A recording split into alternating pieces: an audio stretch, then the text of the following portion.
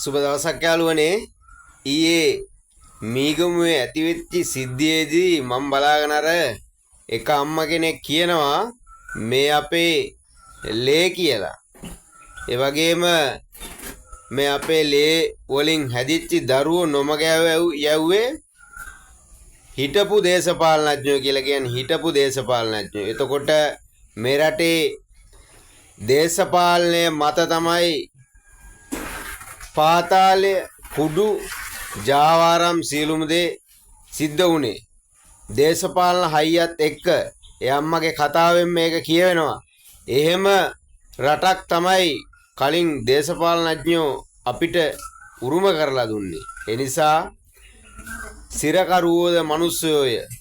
ඒ වදන පසක් කරමින් මේ රටේ ජීවත් වෙන සියලු පුරවැසියන්ට ජීවත් වීමේ අයිතිය තියෙනවා.